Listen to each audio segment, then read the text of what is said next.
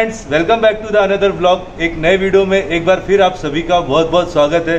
दोस्तों, अमरनाथ धाम और श्रीनगर के बाद आज मैं पहुंचा हूं जम्मू के कटरा में, जहां पर हम करने वाले हैं माता वैष्णो देवी के दर्शन। माता वैष्णो देवी का दर्शन साल भर होता है और पूरे साल भर यहाँ भक्तों की भीड़ लगी रहती है। देश के कोने कोने से, गांव-गांव से लोग यहाँ माता रानी के दर्शन के लिए आते हैं। तो दोस्तों, आज के वीडियो में मैं आपको वैष्णो देवी से जुड़ी हुई सारी जानकारी काफ़ी डिटेल में देने वाला हूँ और आपको बताने वाला हूँ कि अगर आप वैष्णो देवी के दर्शन करने कटरा आएंगे जम्मू में, तो आपको रहने के लिए कहाँ फैसिलिटीज़ अच्छी मिलेगी, कहाँ आपको अच्छे रेस्टोरेंट मिलेंगे, देवी के दर्शन की क्या क्या प्रोसेस है, वो सारी चीज़ें मैं आज आपको काफ़ी डिटेल में बताऊँगा। तो बने रहिए वीडियो में। स्टार्ट करते हैं आज का वीडियो। दोस्तों, आज हम श्री माता वैष्णो देवी के दर्शन करने वाले हैं। श्री माता वैष्णो देवी के दर्शन के लिए आपको पहले जम्मू के कटरा रेलवे स्टेशन तक आना होगा। देश के सभी बड़े शहरों से कटरा के लिए डायरेक्ट ट्रेन मिल जाती है। अगर आपके शहर से कटरा के लिए डायरेक्ट ट्रेन नहीं आती है तो आप जम्मू तवी रेलवे स्टेशन तक भी आ सकते हैं।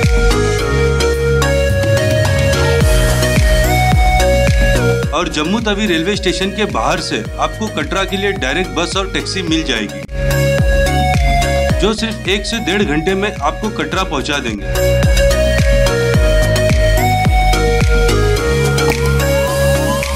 कटरा स्टेशन से मेन बस स्टैंड और बाजार 2 किलोमीटर की दूरी पर है और यहाँ स्टेशन पर यात्रियों के लिए कई सारी आधुनिक सुविधा उपलब्ध कराई गई है, जिसमें कैफेटेरिया, रेस्टोरेंट, शॉपिंग सेंटर और यात्रियों को रहने के लिए एयर कंडीशन होटल रूम के साथ साथ वीआईपी लॉन, क्लॉक रूम, तीर्थयात्री गाइड और टूरिस्ट हेल्प सेंटर भी बनाया गया है।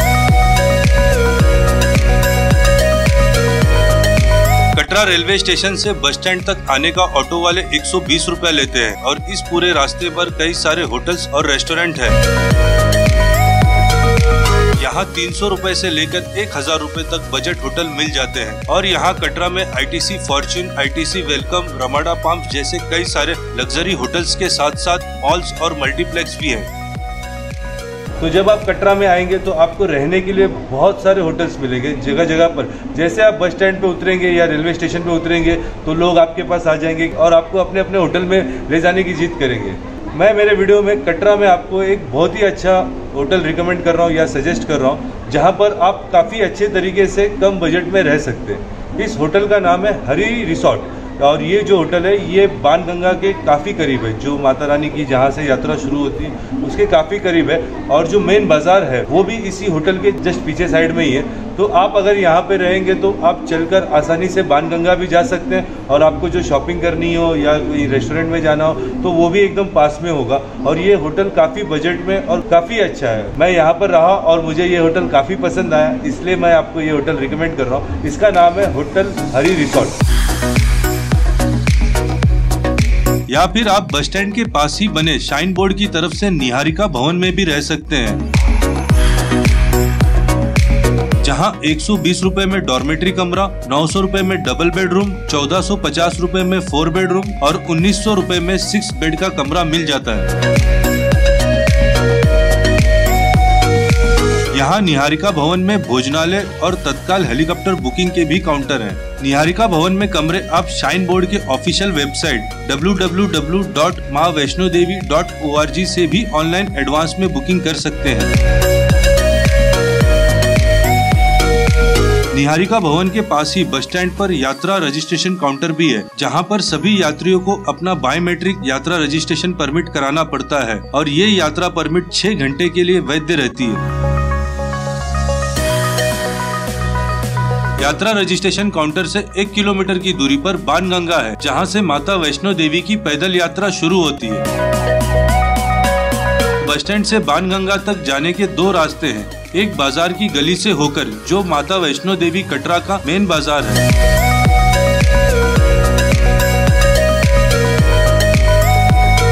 दूसरा मेन रोड से, जहां से गाड़ियां और ऑटो रिक्शा बाणगंगा तक जाती है।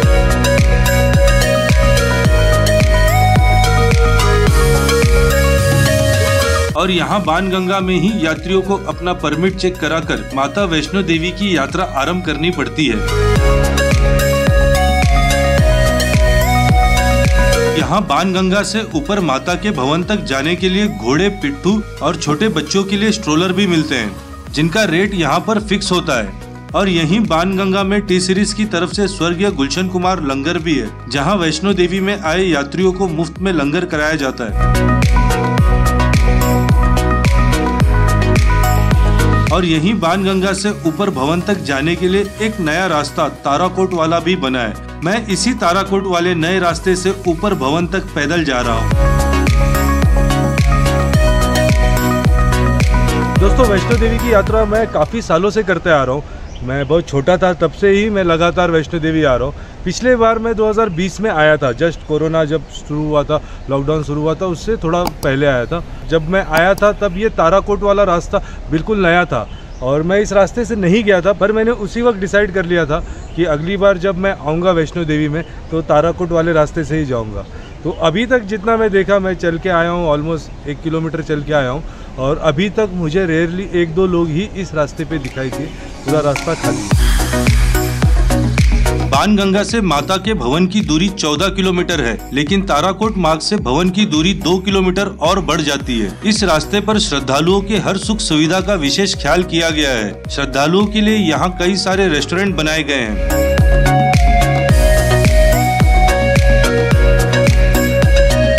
और जगह जगह पर सीटिंग चेयर और आरओ वाटर प्लांट लगाया गया है। इस रास्ते की साफ सफाई का भी पूरा ध्यान दिया गया है और कई जगह पर पार्क और गार्डन बनाए गए हैं।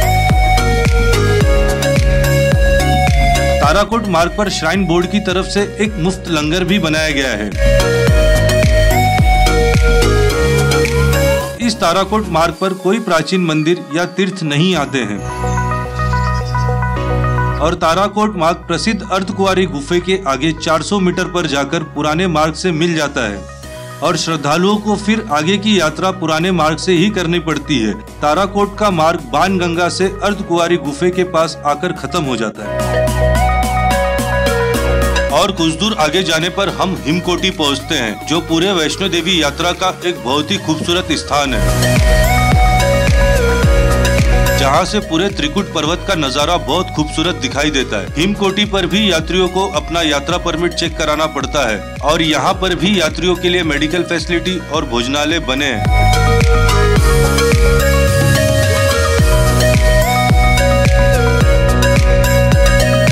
हिमकोटी से आगे यात्रियों को संभल कर चलना पड़ता है, क्योंकि यहाँ पहाड़ों से पत्थर गिरने की संभावना रहती है। यहाँ जगह जगह पर टूटे हुए शेड दिखाई देते हैं। हिमकोटी से आगे चलकर सभी यात्री सांची छत पहुंचते हैं, जो वैष्णो देवी में चलने वाली हेलीकॉप्टर सर्विस का हेलीपैड है। नीचे कटरा से हेलीकॉप्टर ऊपर सांची छत तक ही आते हैं। इसके आगे यात्रियों को पैदल या घोड़ों से जाना पड़ता है। आज मौसम खराब होने की वजह से हेलीकॉप्टर सर्विस को बंद किया गया है और सांची छत से 1 किलोमीटर आगे जाते ही पहाड़ों के बीच में माता के भवन के दिव्य दर्शन होने लग जाते हैं।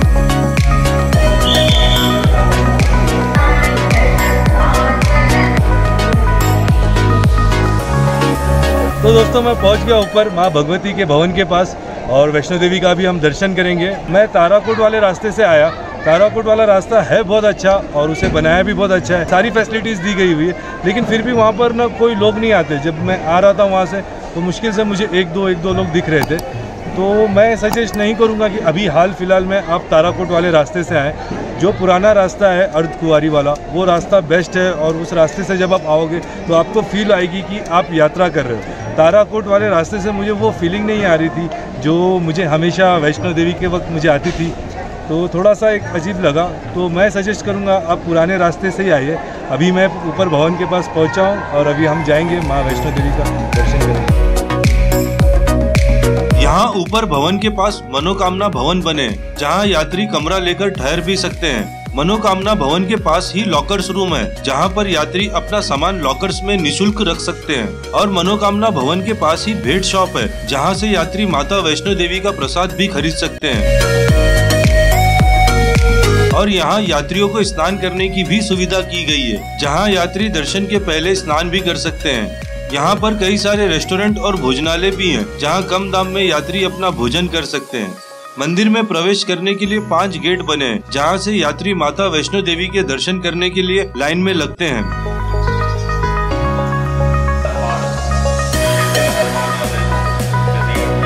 तो दोस्तों मैं माता रानी का दर्शन करके गुफे से बाहर आ गया। पिछले 1.5-2 घंटे से यहाँ पर लगातार बहुत तेज़ बारिश हो रही थी और जिसकी वजह से हम एक शेड में रुके हुए थे। अब हमारा दर्शन भी हो गया है और बारिश भी रुक गई है। अभी हम जा रहे हैं काल भैरव के दर्शन करने। जब आप माता रानी वैष्णो देवी के दर्शन करने आते हैं तो काल भैरव का भी दर्शन करना बहुत ज़रूरी है। और काल भैरव का मंदिर आपको मेरे पीछे दिखाई देते होगा, एक लाइट जल रही है, वहाँ पर है। तो यहाँ से ट्रैक करके जाना पड़ता है और वो काफ़ी कठिन ट्रैक है। वहाँ जाने के लिए रोप वे भी है, लेकिन वो शाम को 7 बजे के बाद बंद हो जाती है। तो अभी रोप वे नहीं, हमें चल के जाना पड़ेगा। तो हम पहले जा रहे हैं भैरव जी के दर्शन करने।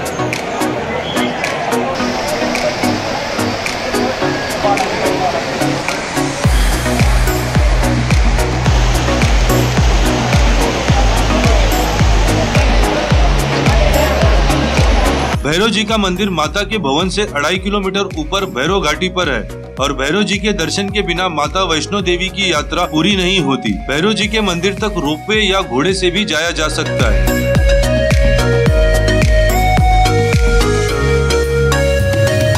भैरव मंदिर से ही नीचे कटरा तक आने का रास्ता भी है। हम भैरव जी का दर्शन करके पुराने मार्ग, अर्धकुंवारी और चरण पादुका मंदिर के दर्शन करते हुए नीचे कटरा में बाणगंगा आ गए।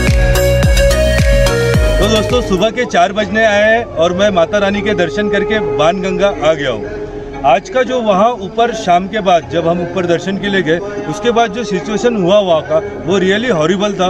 बहुत ज़बरदस्त बारिश, तेज़ हवा, लाइटनिंग थी और थोड़े देर के लिए वहाँ का माहौल रियली काफ़ी ख़राब हो गया था। लोग सहज गए थे और स्पेशली बच्चे काफ़ी डर गए थे। फिर भी किसी तरह हम सेफली नीचे आ गए अब बाणगंगा में। तो दोस्तों आज की वीडियो से मैं आपको एक मैसेज देना चाहता हूँ कि आप कभी भी ऐसी दुर्गम यात्रा पर निकले तो आप मेंटली भी अपने आप को फिट रखें। सिर्फ हेलीकॉप्टर, डोली, घोड़े इनके भरोसे पर आप इन ऐसी यात्राओं पर ना निकलें।